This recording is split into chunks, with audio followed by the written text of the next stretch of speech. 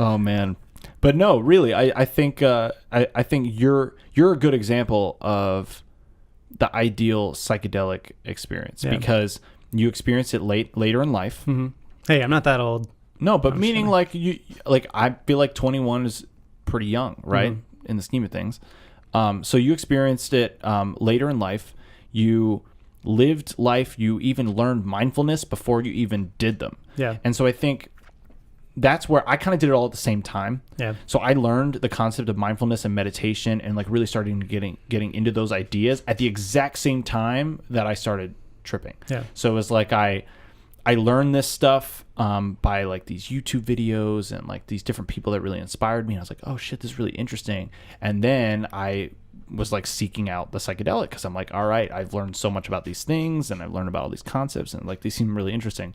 And then I did the psychedelics. It reinforced that, re-engaged my desire to really like get into those things. And then since then, now I'm doing those things and doing the psychedelics and meditating. And it's like all of it is just this like positive feedback loop. It is. And then you combine it with like physical fitness and exercise. You know, I go to the gym very often. I hit the sauna pretty much every time I go to the gym now.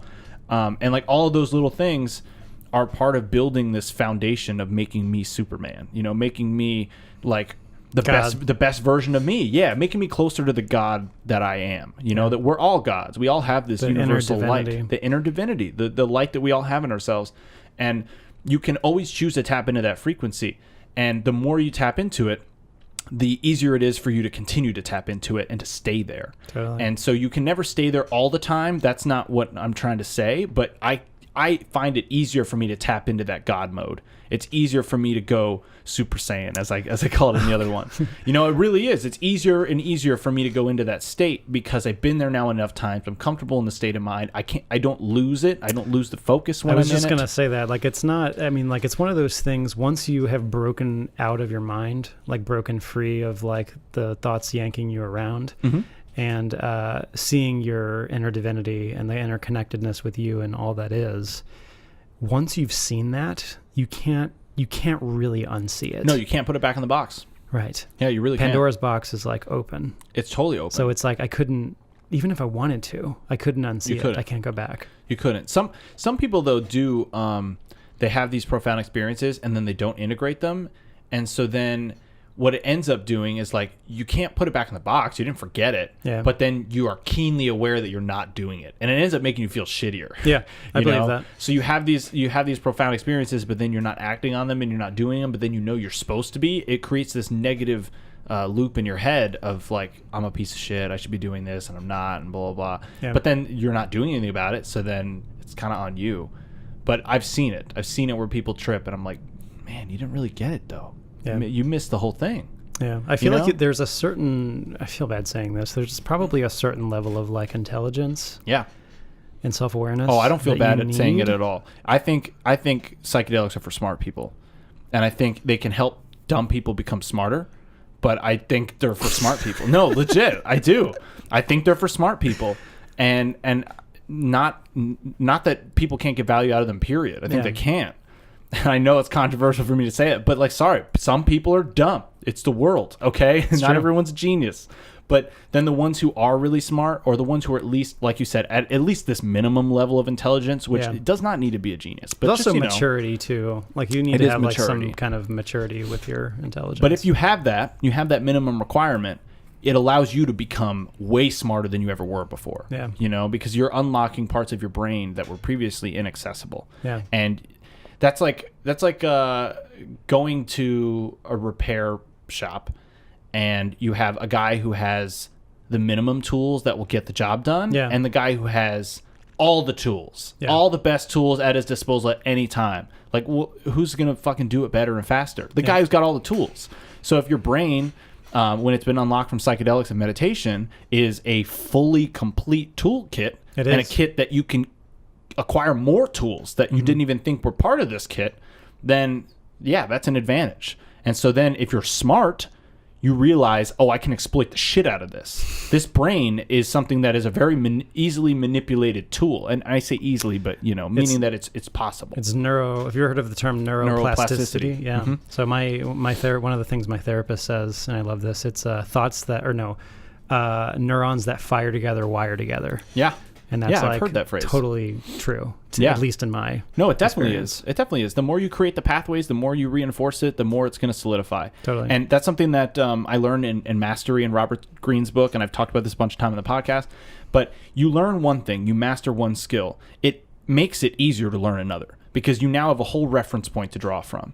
If I'm learning writing, and that's my mastery, and I want to master writing, that is going to then inform how maybe I would want to be a director or something like that, right? Because they're related, but they're technically different things, and they have totally different approaches and different ways of dealing with the stuff, right? Writing a script is way different than directing it, but they're both telling the story. So then my mind can create a pathway of like, oh, this part in the writing process is just like this part in the directing process. Yeah. And the more that I can create these connections in my brain, the more that I'm able to formulate an entirely new shape that never existed before.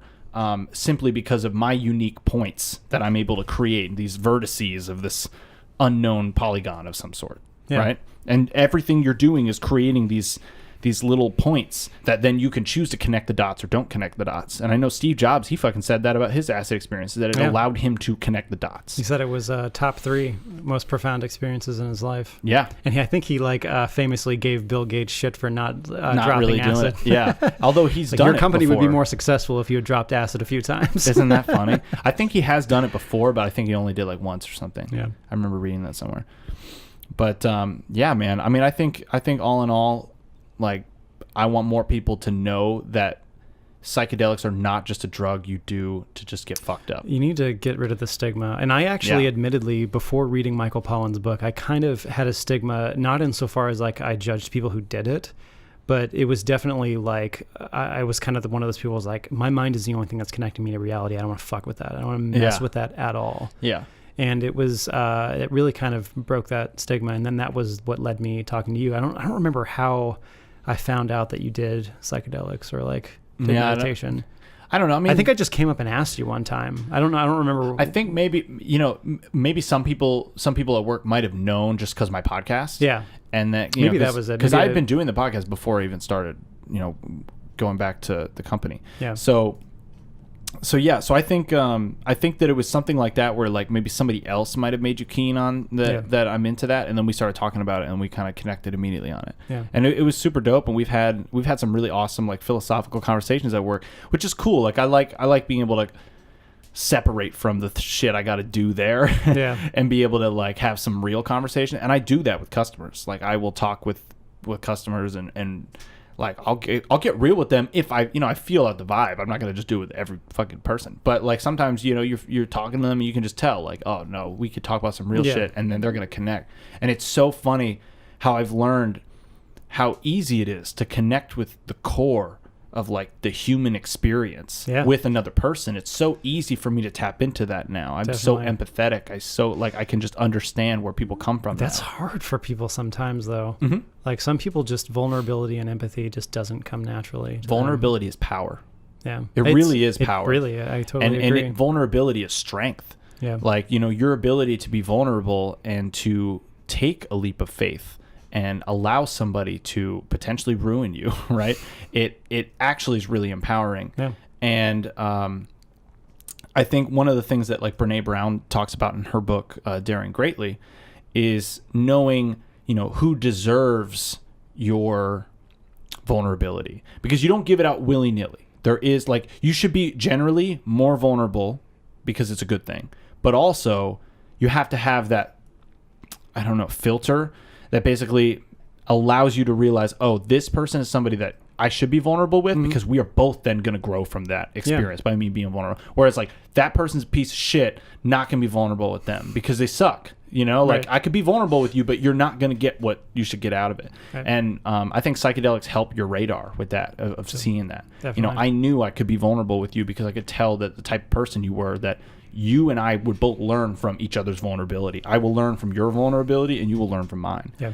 And when you find relationships like that, you got to hold on to those things. And it doesn't mean that these are people you got to talk to every day. It doesn't mean that these people that you're texting all the time or whatever. But it is just when you are in those moments with those people, put your fucking phone away and just be in the moment. Yeah. Like genuinely just we're here together, we're opening up, and we're being vulnerable. And I want more people to do that. And if this podcast is inspiration for people to do that, then it's fucking doing its job. Yeah.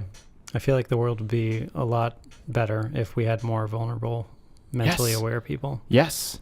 The vulnerability, I think, would allow us to reflect in a way that is more honest than we normally do, because our defense mechanisms that are normally naturally triggered when somebody pokes at something are less likely to be as triggered when you are consciously being vulnerable, when you know that, oh, that reaction is, I know it's just a gut reaction. Yeah. You know, oh, that's just me, like, defense mechanism, but that's not, I don't need to be defensive here. I can be vulnerable. Yeah.